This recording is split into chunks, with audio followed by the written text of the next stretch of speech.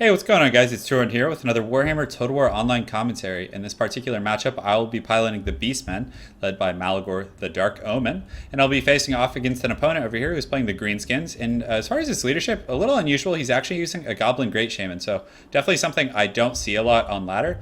And again, I probably couldn't even name the abilities, to be honest, with the exception of maybe one or two of them. So, again, I didn't really know what to expect from it.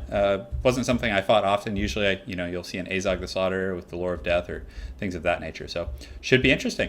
As far as my army composition goes, I have a front line of Goreherd. I decided to opt out of getting the shielded Goreherd. Again, that ended up biting me in the butt a little bit because he did actually bring Arrow Boys. I had just played like 3 or 4 ladder battles in a row and against several Greenskins, and I didn't see many missile infantry at all. I saw actually very heavily overloaded infantry lines. So again, I decided to get these Goreherd. I felt like with their slightly higher offensive stats, they would have been a little more cost effective in that situation.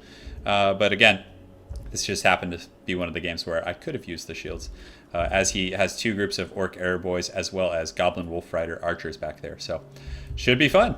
In my secondary line, I have 2 best Goreherds. Again, these are my shock troops. So I'll do a fan engagement with my front line and just kind of spread them out evenly, and then I wait to see where he sends his auxiliary troops, like this giant and the trolls and whatnot, and use these guys to plug in those gaps as well as the minotaurs. So then I actually brought 2 minotaurs with shields.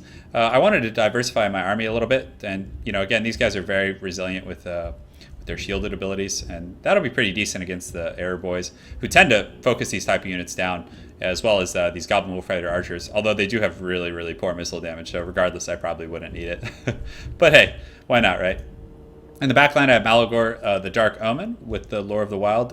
Again, they just nerfed Devolve, but again, just being able to summon Cygors, in my opinion, is extremely strong. So I also have a Bray Shaman somewhere around here. I think he's chilling next to Malagor. There he is, hiding behind the Minotaur. He's quite strong as well. Again, my plan was just, I don't usually bring ranged units when I play Beastmen. I like to just summon 2 Cygors. I figure that has me covered. Granted, there have been times where I've wished I had some Ungor Raiders against like harassing wizards and things like that, because the Cygors usually won't hit them. But regardless, it usually works out pretty well for me. But of course, I'd love to hear your guys' feedback about that, experiences you've had with Ungor Raiders. Then of course I have a Gore Bull with a potion here, so I feel like that's a staple of every Beastman army. As far as his army composition goes, he has an interesting army. He actually brought Night Goblins, which you usually see in Vanguard deployment behind you that'll come in and lock down ranged units or siege or artillery, that type of thing. They're currently hidden to me in the current state of the game, so I didn't know they were there. So I just thought he had a really weird, or maybe he pumped a bunch of chevrons into something. I was actually trying to figure it out. Then he has a front line of Orc Biggins, a Savage Orc Biggins here, who are going to be a good target for those Cygors. And then he's got more Night Goblins. He has Arrow Boys back here, 3 groups of those. The Goblin Great Shaman, Orc Boar Boys. So he actually went for the lower tier cavalry, probably to just have a higher density of those. So we'll see how that works out for him. He also got a Giant, which I was kind of regretting. I was wishing I had those great weapons right now, but again, the Minotaurs are pretty strong regardless, so hopefully they can hold their own. And he brought some Trolls back here, so should be interesting. And then he has the Goblin Wolf Rider archers over here as well. So without further ado, let's get started, guys. So he's just advancing here, and again, he does have missile superiority for now, until this Cygor gets summoned, and then things will change a little bit. So, he's probably looking to advance and just get a battle line set up and then just start teeing off on me. Because, again, I don't have the shield unit, so these Goreherd, even against, these kind of crappy Arrow Boys, will still take some damage. So, again, the Cygor has been summoned, and look at the damage on that. That is pretty serious. You can see these guys got smashed up, and they are not happy about that. So they fill in ranks to replace their fallen brethren there. So I was pleased with that. The Cygor is already doing work, and I believe I was like alternating fire between the front line. Either that, or he just really missed over here and went wide. So again, he's coming around with these Goblin Wolf Riders. Probably going to get pretty decent harassment and just start teeing off on this Cygor, which is kind of annoying. But again, if I can collapse his main army, those Goblin Wolf Riders with their extremely low leadership will just rout. So again, like I mentioned earlier, I just get a fan engagement with these front fodder units, and I see immediately that he's looking like he wants to overload here with the Trolls. So I pull in the Minotaurs there to deal with them, and they don't have the great weapons, but they're still going to just absolutely demolish these Trolls. And a big part of it is the fact that the Trolls have a pretty low leadership. So as soon as things start to turn south over there, it's going to, the battle's going to favor me. Another thing to look at is I did see his cavalry coming around here. And if you look, these Minotaurs have, 68 speed? And these cavalry actually have 60. So these Minotaurs, at least at this particular moment, are actually faster than these cavalry. So that's pretty crazy. And definitely bad for him, because those Minotaurs are just so strong. Although they are taking decent damage. I mean, you can see they're starting to take a little bit of fire. Those arrow boys were shooting at them, so. And I did summon that Cygor and took a few boulders, but then when it gets really clustered like this, I like to just pull it into melee, and he is just going to absolutely crush some of these Night Goblins here when he brings the boulder down. He's pissed off, and he is not having any of their shit. Now you can see he gets a nice little stomp there. And the second Cygor I did summon, he throws a point-blank boulder at those Orc Biggins there, and as you can see, they're already wavering.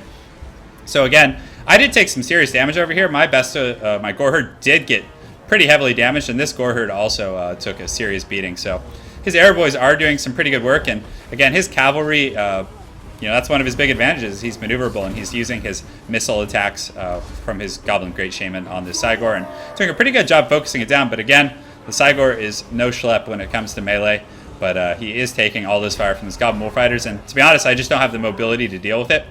So I really knew that I had to just collapse his front line and hopefully win in that way. So I was kind of, tired of the missile effects, and I just decided to send this Gorbel after this Goblin Great Shaman. So he just chases him for like the next 2 minutes, and definitely, cramps his style a little bit, but I couldn't complain. Gorbels are really good at that, by the way. If you have like an enemy caster and you just want it gone, you just stick a Gorbel on it, and every few seconds check back to make sure it's actually pathing after it, and it'll be taken care of. So over here I have these Minotaurs as well as the Bestigor. Again, this giant, if you let it last the entire battle, it'll just do massive damage. So I didn't want to have it be really close and then have this giant like sitting around in decent health that can just like rout my units. Because again, the giant is anti-infantry, armor piercing, so it's going to be pretty decent against the Minotaurs, and it also causes terror, which is tough because Beastmen have decent leadership, but it's certainly not the best. So again, I wanted to take this out, so I'm focusing it with the Bestigor herd, who are armor piercing, as well as the Minotaurs over there. Unfortunately for me, these Goblin Wolf Rider archers are actually doing really good. They're teeing off on this Cygor, and he is not happy. He is shaken, and he'll probably be routing here shortly. So Malagor's in decent shape. He's just been casting Devolve, and I believe he casted a Traderkin on some powerful units there for a moment. But again, he's doing okay. He's taking some arrow fire, but this Gorbel, I'm telling you, he hunted down that Goblin Great Shaman. I believe this is him over here, and it's shaken and basically ran off the battlefield. And then it's just going ham on these Night Goblins. Granted, it's not the best use, but it does look really cool.